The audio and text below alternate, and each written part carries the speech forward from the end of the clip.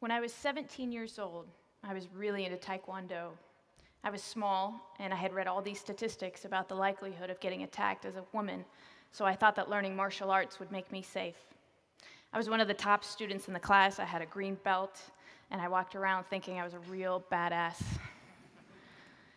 One night, after an evening shift at the restaurant where I worked, I was attacked in the back parking lot. One of the customers, who was very nice to me during my shift, was there waiting for me when I clocked out.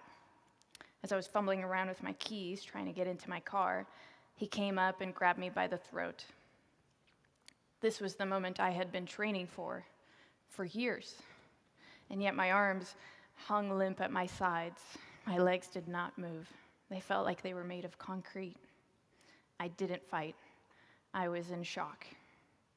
Just then, one of my coworkers came out the back door and saw that something was amiss. He yelled in my general direction, and my assailant ran off. I was incredibly lucky not to be hurt that evening. But as an analytical person, I was also thoroughly confused why I hadn't just deployed all of my Taekwondo training and handled the situation on my own. So I thought back to my classes and how the teacher would always pair me up with somebody my size during sparring, so usually a 12-year-old girl. And there were so many things we weren't allowed to do because they were illegal in tournaments. So no punches to the face or kicks to the groin, all the good stuff.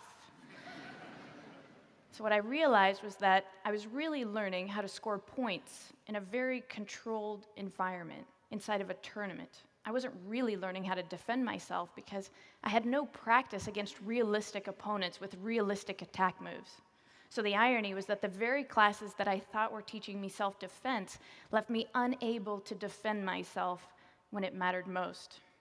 And today, there is another educational program that has a very similar, ginormous, fatal flaw. It's the way we teach people to start new companies and launch new products. Since the 1980s, we've had an explosion in the number of classrooms and programs that are teaching people how to start new businesses. And over the same time period, studies show there's been a gradual decrease in the overall number of new companies started and an actual increase in the number of companies failing and going out of business. So how do we reconcile these two facts? One simple solution is we're teaching people the wrong thing. And it all has to do with how we're teaching them to allocate their time. You see, all these classes are very, very similar. They tell you that once you have a great new business idea, the very next thing you need to do is write a comprehensive business plan, a 30-page document complete with 5-year financial projections.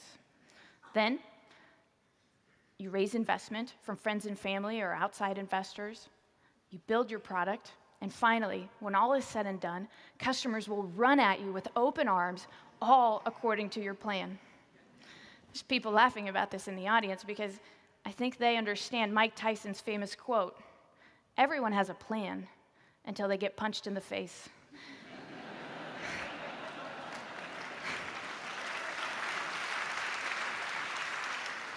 And when you try to predict the future for 5 years in advance in a vacuum, you're going to get punched in the face. So let me give you an example. The Marshmallow Challenge is this fascinating exercise that asks teams to build the tallest freestanding structure they can out of 20 sticks of spaghetti, 1 yard of rope, 1 yard of tape, and 1 marshmallow. They've got 18 minutes, and the marshmallow has to go on top. So all different kinds of groups take the challenge: engineers, architects, business executives, MBAs, even kindergartners. And consistently, the MBAs do worse than every other group of participants. So the average structure built is about 20 inches. The MBAs are averaging 10. Even kindergartners are kicking their butts building structures 2.5 times taller. So how is this possible? These are the very people that we're training how to plan and execute the ideas of the future. And again, it all has to do with how we're teaching them to allocate their time. So the MBAs usually spend about the first 30% of the challenge planning the perfect structure, allocating roles. Then 60% of their time actually building it. And finally, with just a minute or so left, they place the marshmallow on top of the structure very confidently, only to watch the entire thing collapse under the weight of that marshmallow. The business students wait until the very end of the exercise, when they've already built the full structure, to interact with the most valuable piece of the puzzle, that marshmallow. And they're so confident in their plan that they don't even leave themselves any time to make adjustments, just in case they're wrong. The kindergartners have a totally different approach. They start with a small and stable structure with the marshmallow already on top. This takes just a few minutes, and now they have lots of time left to experiment. They don't believe there's one right answer to this puzzle. They play to figure it out. In the same time period that the MBAs build just one structure, the kindergartners are able to build 4 or 5 different structures. That's how they're consistently outperforming. To me, the lesson of this challenge is that the longer you work on your plan in a vacuum, the more likely you are to fail. I can actually attest to this from personal experience. For all the nice things Mike said about me in the introduction, he did not mention my colossal failure.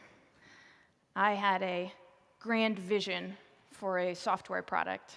I raised nearly $500,000 in outside capital. I cashed in every favor I ever had, all because I was so confident in my business plan. It took me months to write it. And when we finally launched the product, customers just didn't behave the way we thought that they would. We executed perfectly on a flawed plan. And we spent more time planning and building than we did interacting with our customers to figure out if they were actually interested in buying and using our product. And let me tell you, failure hurts, but not nearly as much as regret. And what I wouldn't give to have just a few more chances of launching that product. So what if instead of teaching people who have a new idea for a product that they should spend the next 3 to 6 months of their lives writing this comprehensive plan to convince everyone, including themselves, that they're right? What if instead we taught them how to spend a month experimenting like those kindergartners and testing some of their core beliefs about how their customers are going to behave?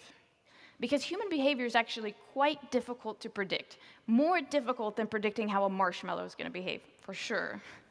Some people disagree. They think there are no-brainers in the world, that of course customers are going to want to buy this or use this product. And for those people, I've developed a really fun experiment with my students. So I asked them to go to a public place and give away 5 $1 bills. That's right. They've got 5 chances to hand out free cash.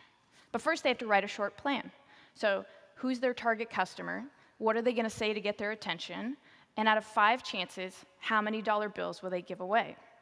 Of course, everyone thinks they're going to give away 5 out of 5. It's a no-brainer, right? Everybody wants free cash. And almost every single time, they're wrong. Everyone learns that it's not a no-brainer, that giving away free cash is actually a lot harder than they thought. Some people are busy, some people are skeptical.